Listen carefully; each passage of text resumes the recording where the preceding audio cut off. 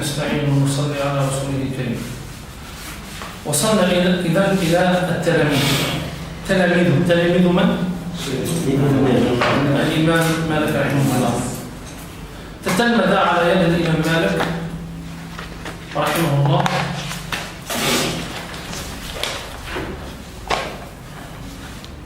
تسعمائة وثلاثة وتسعون رجلا. 993 رجلا. ولم يعرف لإمام من الأئمة هذا العدد من التلاميذ، وسبب ذلك أنه رحمه الله كان مقيما بالمدينة المنورة، لم يرحل عنها إلا حاجا، ولم يعرف عنه أنه فارق بلاد الحجاز. من أشهر تلاميذه أولا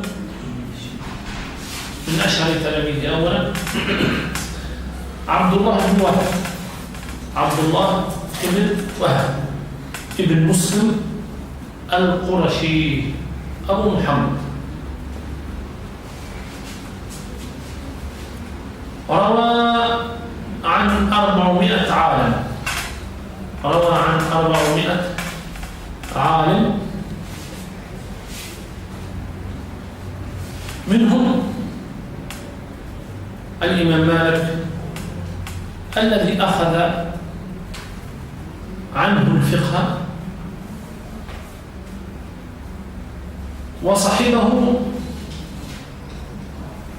وصحبه 20 سنة، ونشر مذهبه وصحبه 20 سنة، ونشر مذهبه في مصر، وتوفي سنة 197 هجريا. 197 هجريا.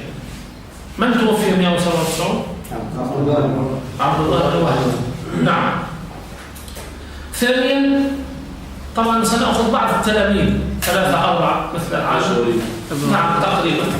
أبو محمد عبد الله ابن عبد الحكم، أبو محمد عبد الله ابن عبد الحكم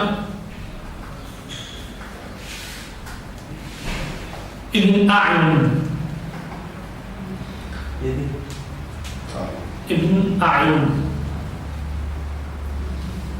روى عن مالك الموطأ، وكان أعلم أصحابه بمختلف قوله.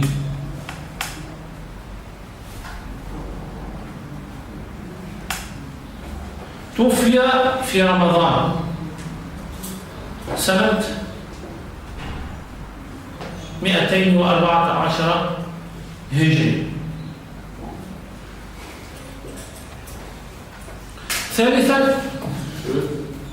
ثالثا 214، وقبره بجانب قبر الإمام الشافعي رحمه الله. قبره بجانب الإمام الشافعي. ماذا؟ في مصر. نعم. ثالثا أبو عبد الله عبد الرحمن بن القاسم، أبو عبد الله عبد الرحمن ابن القاسم المصري، أثبت الناس في مالك، وأعلمهم بأقواله صاحبه 20 سنة،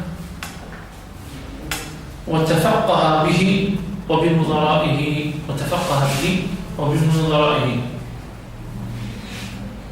توفي رحمه الله بمصر سنة 191 هجري.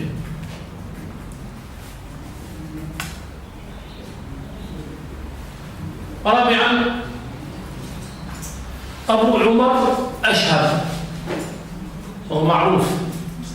توفي بمصر سنة متى 191 هي.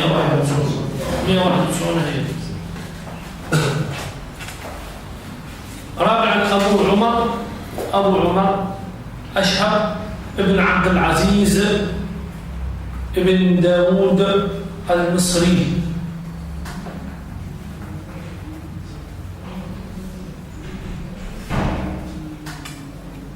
قيل اسمه مسكين، وأشهب لقب له.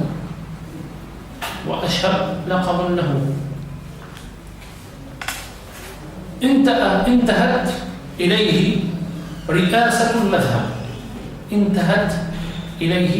رئاسة المذهب في مصر بعد موت ابن القاسم.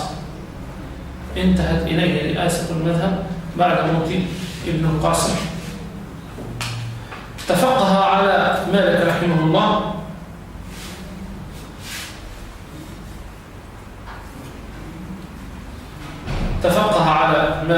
الله، وتوفي بها أي بمصر. توفي بمصر سنة 204. هذا التاريخ يذكركم بموت الإمام الشافعي رحمه الله.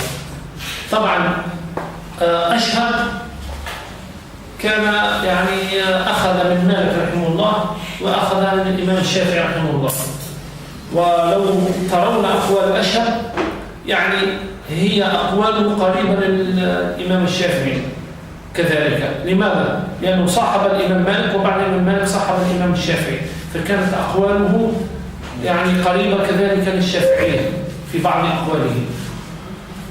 طبعا هو بعد موت الإمام الشافعي 18 يوما توفي أشهب، بعد موت الإمام الشافعي ب18 يوم، يعني توفي الإمام الشافعي ثم بعد 18 يوما توفي أشهب رحمه الله. الوفاء حزنا على شيخه، بل على شيوخه، كان مالك شيخه والشافعي شيخه. نعم. مؤلفات من؟ الإمام مالك رحمه الله. سنأخذ بعض مؤلفاته، أشهرها ماذا؟ الموطأ. نعم.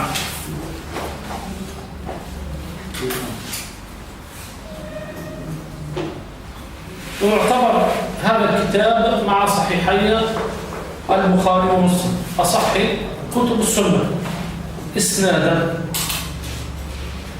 ويعتبر هذا الكتاب مع صحيحي البخاري ومسلم أصح كتب السنة إسنادا. من بين كتبه كذلك رسالة في القدر والرد على القدرية. كذلك رسالة إلى الليث بن سعد، في إجماع أهل المدينة. نعم. كذلك كتاب في تفسير غريب القرآن.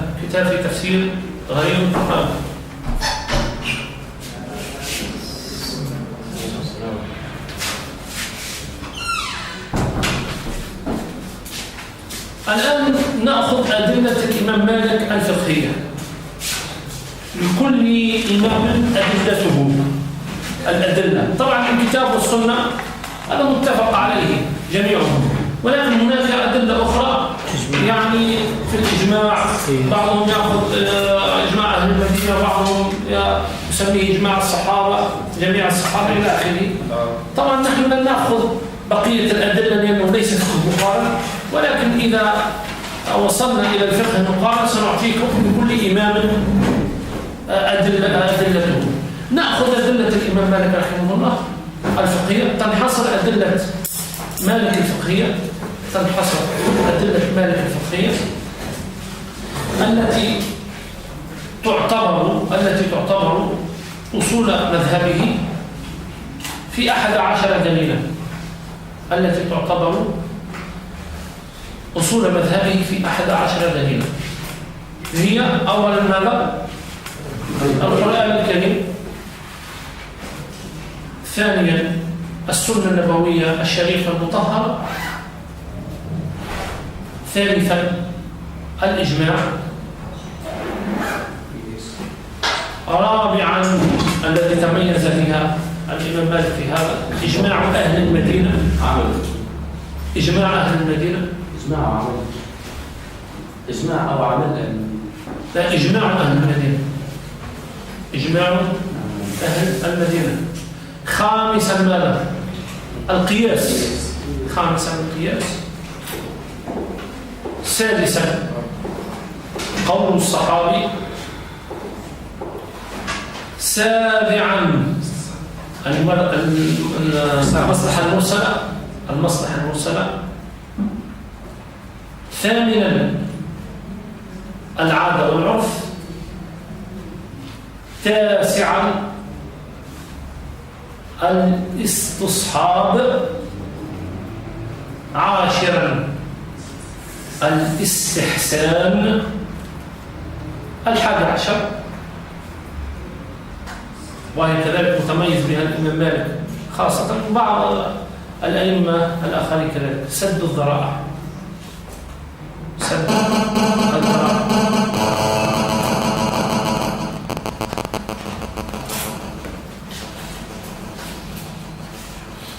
نعم.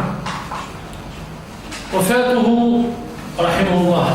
من وفاته؟ إمام مالك. متى توفي رحمه الله؟ 179 للهجرة بالمدينة المنورة، ودفن بجوار من؟ بجوار شيخه نافع. أين؟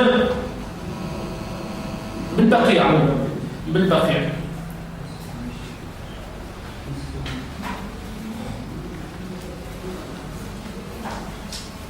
طبعا انتشر هذا المذهب. أين انتشر؟ في مصر، في الأندلس، في تونس، يعني المغرب العربي بصفة عامة. عندك تونس والمغرب والجزائر وموريتانيا، هذا المغرب العربي، وأولها إفريقيا تونس معناها. كذلك في الأندلس، في مصر، وكذلك تلاميذ الإمام مالك ذهبوا كذلك، بعضهم ذهب إلى العراق، والتلاميذ كذلك ابن أبي زيد القيرواني بعضهم ذهب كذلك إلى العراق، فبدأ المذهب المالكي في العراق. يعني انتشر تقريبا في أكثر البلدان. ولكن طبعا الآن في مصر هناك مذهبي الشافعي والإمام أبو حنيفة رحمه الله، وقليل من المالكي. يوجد مالكي ولكن قليل جدا.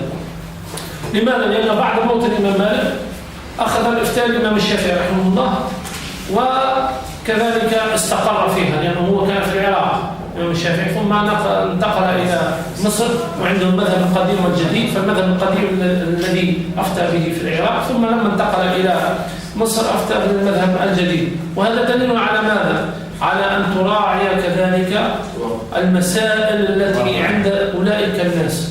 فأهل العراق غير أهل مصر، والفتوى التي تصح في العراق لا تصح في مصر. طبعا لا نتحدث عن الأصول، نتحدث عن تلك الفروع التي أخذت من تلك الأصول. نعم. ثم في الأندلس والمغرب العربي بصفة عامة، وانتقل في هذه البلدان. نعم. توفي رحمه الله إذا 179 هجرية. هذه جملة مختصرة أو فقرة مختصرة على الإمام مالك، حياته، موته، شيوخه، تلاميذه،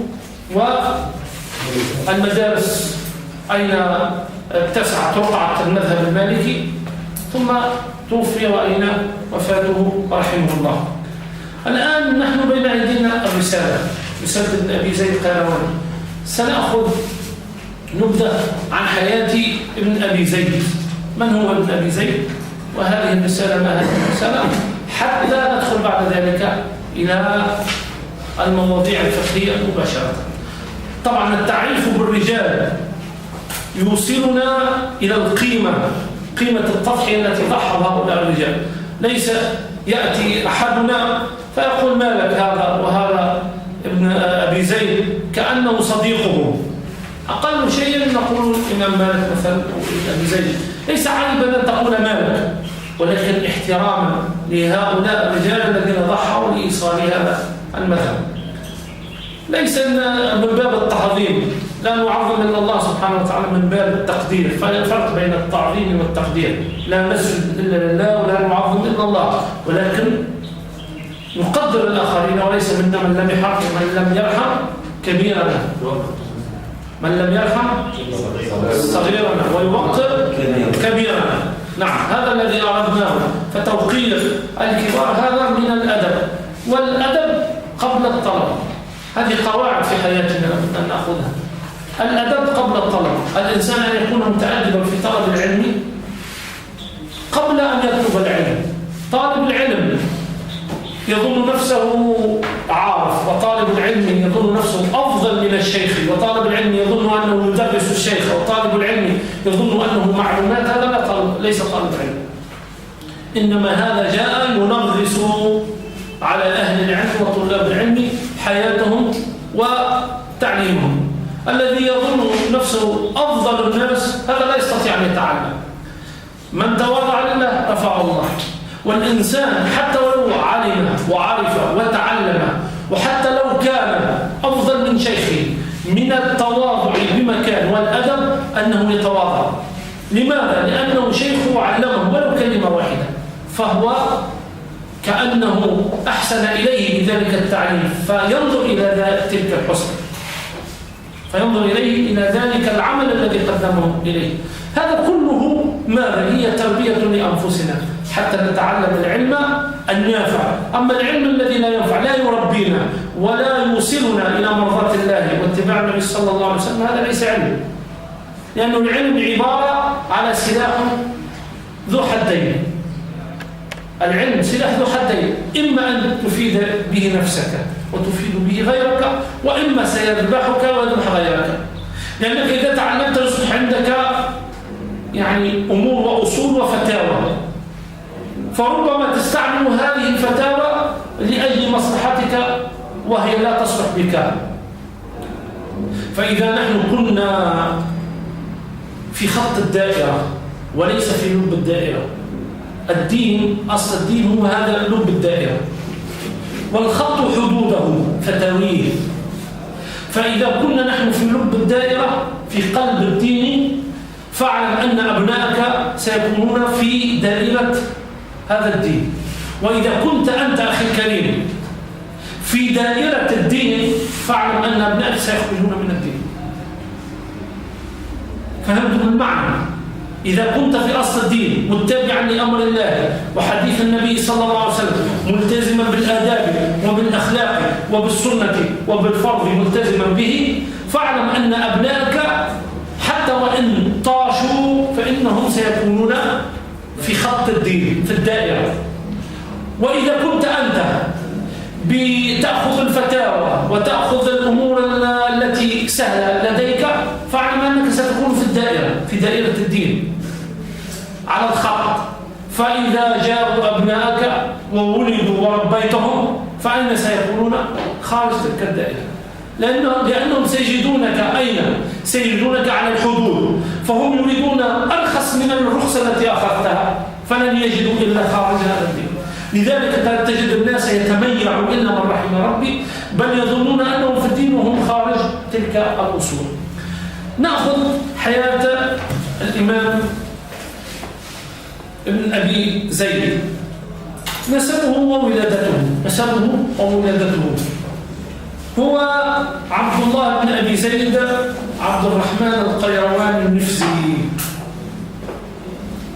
هو عبد الله بن أبي زيد عبد الرحمن القيرواني النفسي، أبو محمد أبو محمد ماذا؟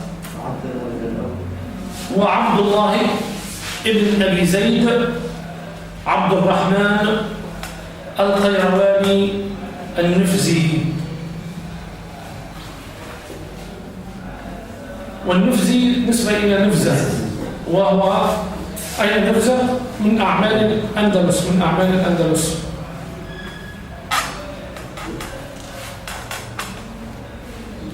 وبعضهم يقول أنه من كذلك من بلاد الجليد، من بلاد الجليد، من بلاد الجليد. نعم، التي هي بلاد الجليد يعني نفزة، يعني التي هي بلاد الجليد، ولكن أصله من القيروان، ولد بالقيروان. يعني قول هذا أنه من بلاد النفزة التي هي بالجليد، ولكن الأصل ولد بالقيروان. اكتب هذا، ولد بمدينة القيروان، ولد بمدينة القيروان سنة 310 على الأرجح.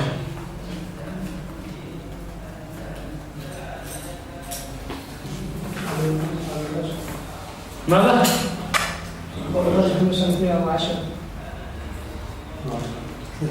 310 نعم، على الأرجح 310 نعم.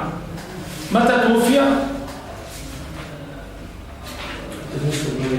على الراجح، على الأرجح 386 386 نعم، يأتيك إن شاء الله.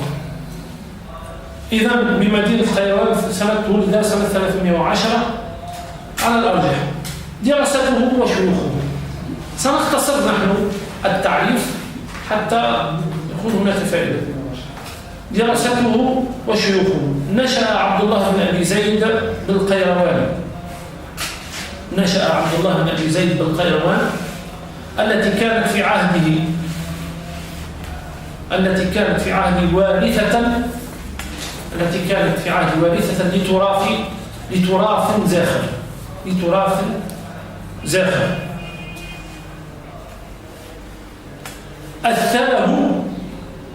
أثله أقطاب من رجال المذهب. ما معنى أثله أقطاب من رجال المذهب؟ أسسه، أصله، قعده،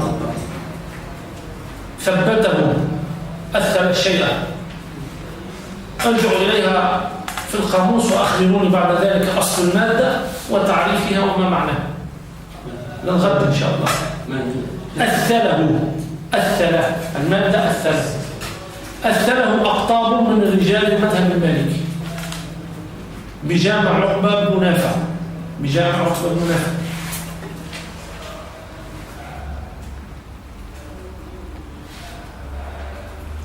أو بجامع عقبة بن نافع أو غيره من مواطن العلم التي كانوا يبثون بها دروسهم في مختلف الفنون. إذ كان ابن أبي زيد التي كانوا يبثون بها دروسهم في مختلف الفنون. إذ كان ابن أبي زيد أحد الطلبة النابهين. ما معنى النابه؟ طالب النابه ماذا؟ من النباهة، من الذكاء. نعم، يحفظ القرآن الكريم ثم يدرس علوم الوسائل وعلوم المقاصد. ما هي علوم الوسائل؟ اللغة، النحو، الصرف. تلك ليست الوسائل، تلك المقاصد. المقاصد ما هي؟ أصول الفقه، الحديث، هذه المقاصد، تفسير. أما الوسائل هي النحو والصرف، يعني علوم الآلة بصفة عامة. نعم، كذلك من الوسائل، وهي من علوم الآلة تعتبر. نجار بدون آلة النجارة ولا آلات النجارة ليس نجار. وفقيها لا يعرف اللغة شيئا، تقول له ما معنى هذه الكلمة لا يعرفها، لا يعرف التقديم والتأخير، لا يعرف بلاغة الكلام. القرآن كله بلاغة، الحديث كله بلاغة. يسألونك عن الأهلة قل هي مواقيت للناس، هذه فيها بلاغة. نعم. إذن الوسائل وعلوم المقاصد متمتعة باستعداد ذهني، متمتعة باستعداد ذهني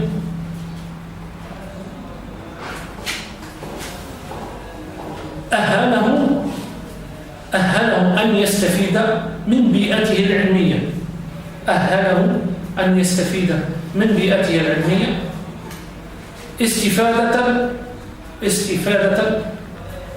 أبرزت نبوغه المبكر، استفادة أبرزت نبوغه المبكر الذي تجلى خاصة في ثمرة عهد شبابه وباكورة عطائه العلمي. لماذا قلنا باكورة هنا؟ ابحثوا عنها كذلك. باكورة ما معنى؟ لماذا جئنا بكلمة باكورة؟ قلنا تجلى خاصة في ثمرة عهد شبابه وباكورة عطائه العلم. ما معنى باكورة؟ هذه تبحثوا عنها. في بعض الألفاظ أنا لا أخبركم، أنتم تبحثون عنها. نريدكم أن تتعلموا عملية البحث والتفتيش في المادة. إن شاء الله غدا تخبرون. وباكورة عطائه العلمي وهي رسالة في الفقه المالكي.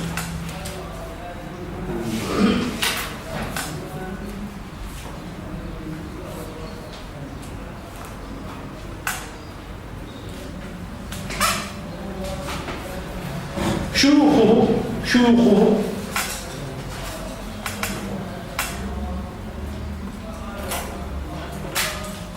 الشيوخ الذين أخذ عنهم بالقيروان، وكذلك في غير القيروان. أبا الفضل عباس بن عيسى الممسي، أبا الفضل العباس بن عيسى الممسي، نسبة إلى قرية ممس بإفريقيا. الممسي نسبة إلى قرية ممس بإفريقيا، وهو فقيه فاضل عابد،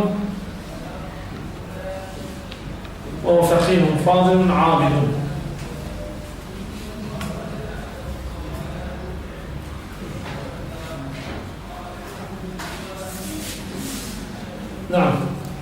كان يتكلم في علم مالك كلاما. شيخنا قلنا أن تونس كانت تتكلم بإفريقيا، فهل هنا المراد بممس بالإفريقية الممس منطقة من تونس؟ نعم.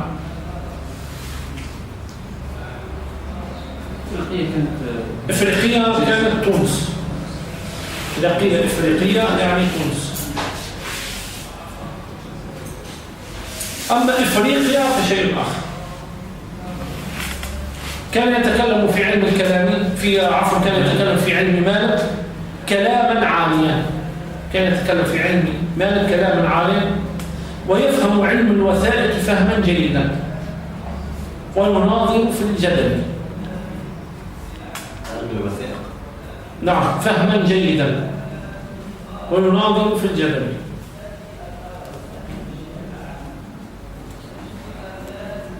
ثانيا ويناظر في الجدل. نعم، المتكلمين وغير ذلك، علم الكلام. ثانيا وأبا سليمان ربيع بن عطاء. الشيخ ما معنى الوثائق؟ الوثائق يعني بمعنى الرسائل التي تأتي والإملاءات الغير موجودة وغير ذلك. ماذا؟ لا، عادة ليست خرائط، إنما الرسائل التي ترسل، وكذلك هذه ما نسميها مثل المخطوطات والإملاءات، وكذلك الإملاءات ما تسمى بالإملاءات. نعم. وهو قلنا أبا سليمان على العطف الأول، وإلا ابتداء نقول أبو سليمان، ولكن عطفنا على منصوب فهو منصوب مثله. وعلامة نصبه ماذا؟ أبا سليمان. لماذا نلف؟ لأنه من الأسماء الخمسة. نعم. شيخ الناس قلنا شيوخ الغلمان وغيره. نعم. قلنا أبي الفضل، والأصل كيف المنصوب؟ من عمل الذي عمل في النصب؟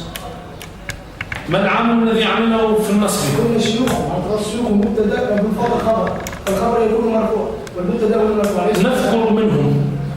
نذكر منهم أي على تقدير بحد. نذكر منهم أبا الفضل. نعم. فمفعول به.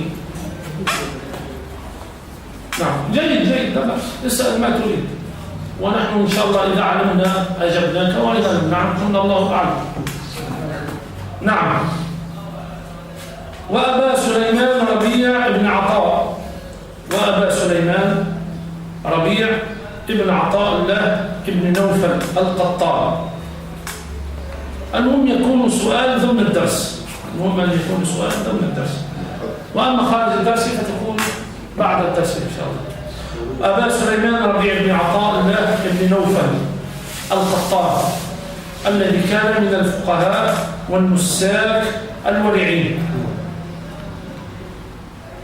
وكان عالما، كان من الفقهاء والنساك الورعين، وكان عالما بعلوم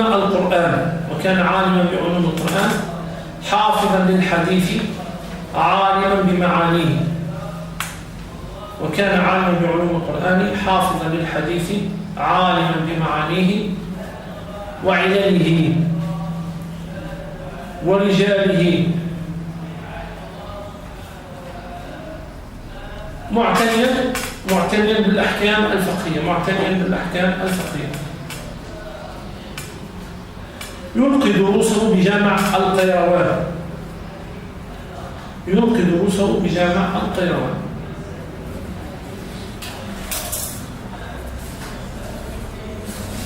توفي رحمه الله شهيدا،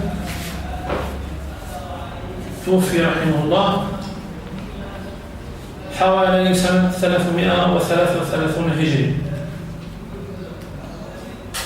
توفي رحمه الله سنة 333 هجرية. نعم.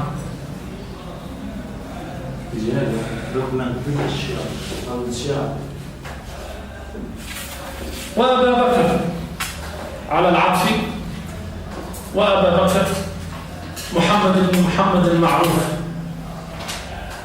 طبعا هذه التعريف باختصار، إذا أردتم الازدياد فيها فارجعوا إلى تراجم المؤلفين التونسيين. هناك عدة مؤلفين تونسيين فعلوا تراجم لفقهاء القيروان وغيرهم، فارجعوا إليها تستفيدوا إن شاء الله.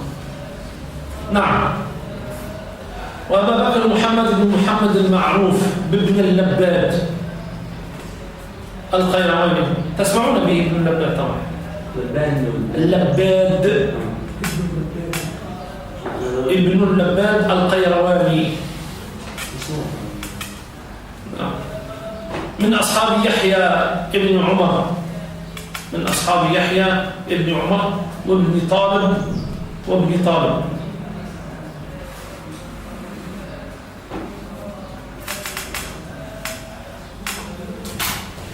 نعم. حفظ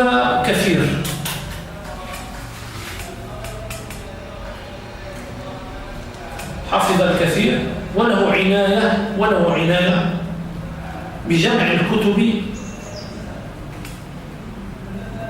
مع الحظ الوافر من الفقه،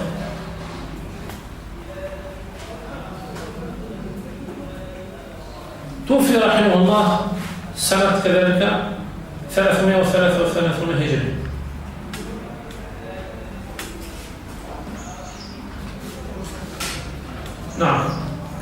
ثم أبا العرب محمد بن أحمد بن تميم القيرواني. أبا العرب نعم محمد بن أحمد بن تميم القيرواني، مؤلف طبقات علماء إفريقية.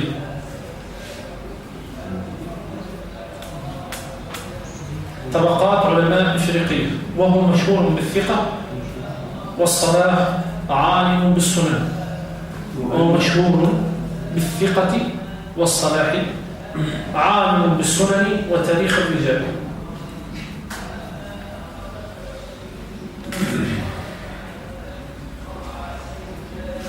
وقد شارك في قتال العبيديين، وقد شارك في جهاد وقد شارك في جهاد العبيديين. توفي سنة 333 هجري كذلك.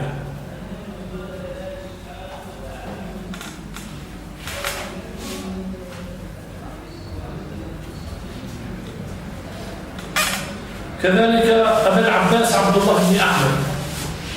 أبا العباس عبد الله بن أحمد ابن إبراهيم ابن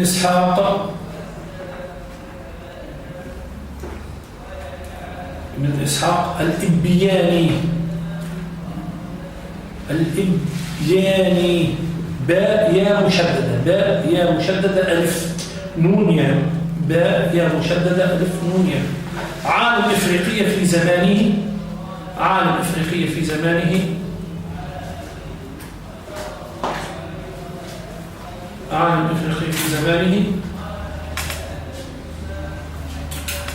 وحافظ المذهب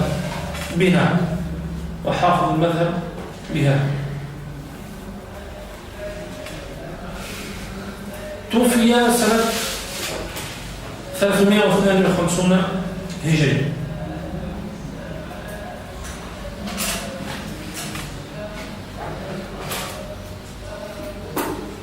وحبيب كذلك، وأيضا حبيب مولى أبي سليمان ابن الربيع.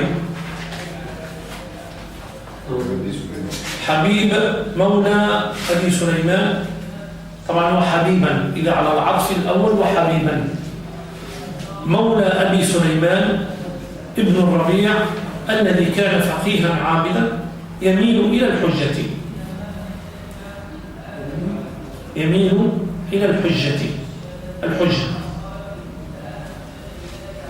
توفي سنة 339 هجري.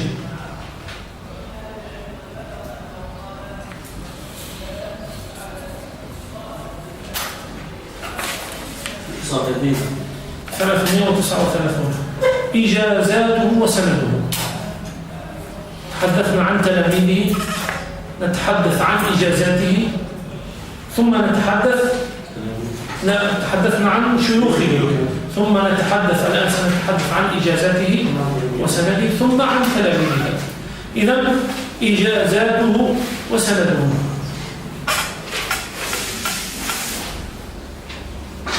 كانت لابن أبي زيد عناية بالرواية.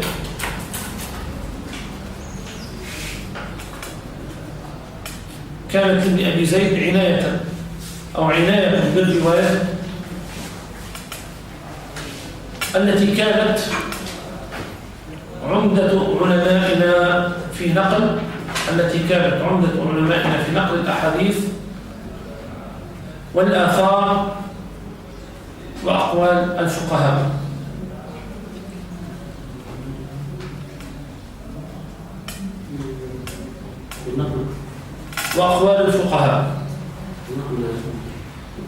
كانت عمدة علمائنا في نقل الأحاديث والآثار وأقوال الفقهاء.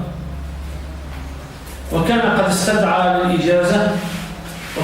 قد استدعى للإجازة بعض المشاهير من معاصريه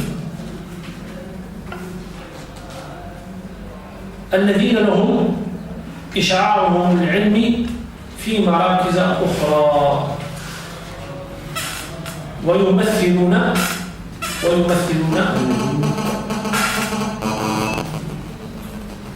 ويمثلون أهم حلقات السنة في ذلك العهد.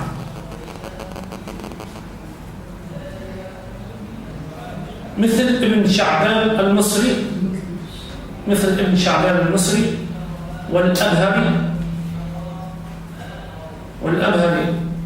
العراقي والمروزي وأبي سعيد ابن الأعرابي وغيرهم.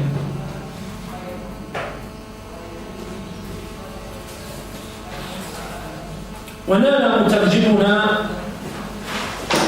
إجازات عالية، ونال ترجمنا إجازات عالية الإسناد،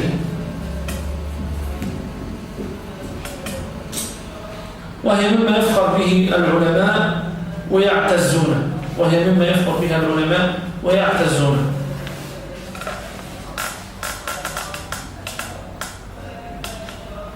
قال أحمد بن غنيم النفراوي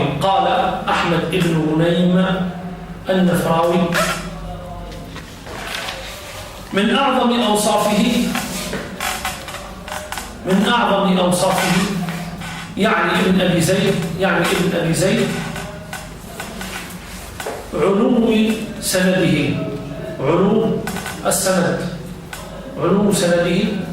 لأنه كان يروي عن سحنون بواسطة، وعن ابن القاسم بواسطتين، وعن مالك بثلاث،